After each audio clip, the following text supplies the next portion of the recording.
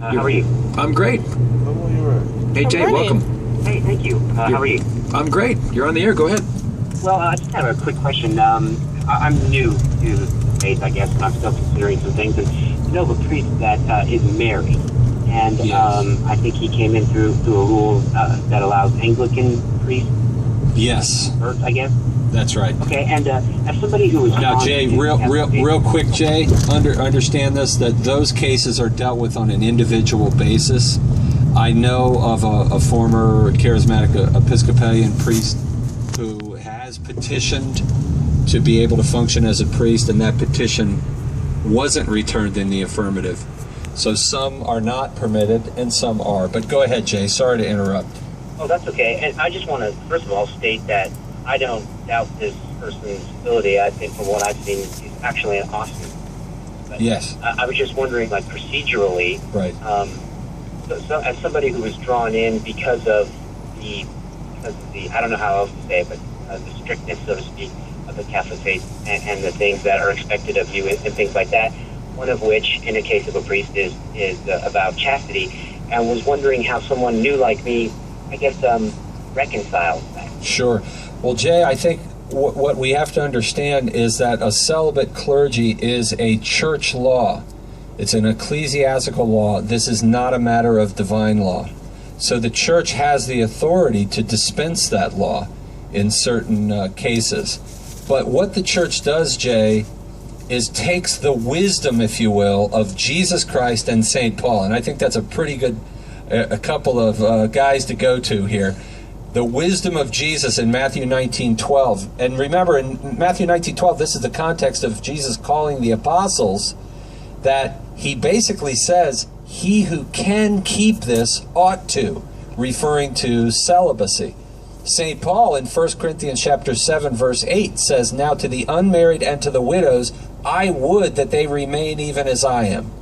So St. Paul, exhorts us to this gift of celibacy, while he acknowledges not all are called to celibacy, but he does so. And in fact, if you read carefully in 1 Corinthians chapter 7, when Paul talks about celibacy, he explicitly says that the celibate is more free to do the work of the Lord, to focus on the kingdom of God, whereas the married person is more concerned with the things of this world.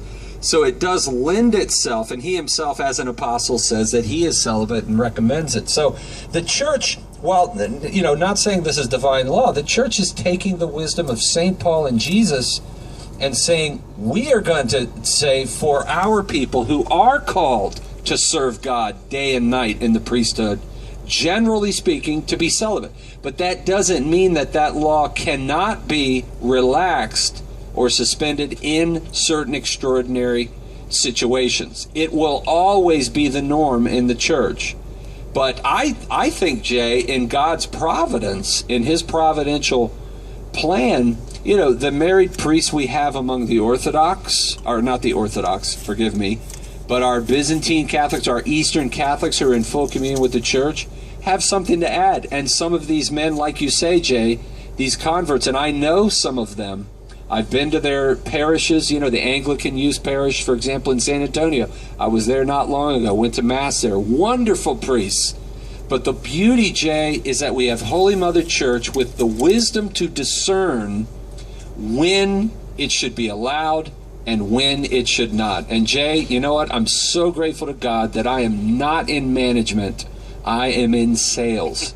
And so I can just sit back and be in awe at how God, through his church, works this all out to where we have married deacons, we have some married priests that add their gifts, but the celibate clergy, Jay, as I think you'll agree, has been a literal saint-making machine over the centuries and has proven itself as an eschatological sign in the sense that it tells us that sex is not the end-all, be-all. Love is eternal. Sex dies when we do.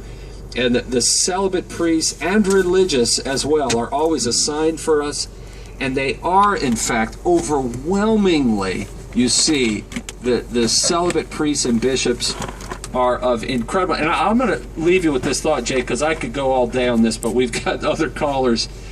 I would put the Roman Catholic priesthood, the Catholic priesthood, as an institution against any institution in the world, any vocation, if you will, in the world.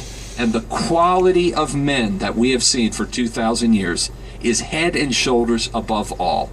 I mean, it has been phenomenal. And I believe celibacy is a key component in freeing up these men, as St. Paul says, so that they are free to take care of the people of God and serve God. Does that make sense, Jay?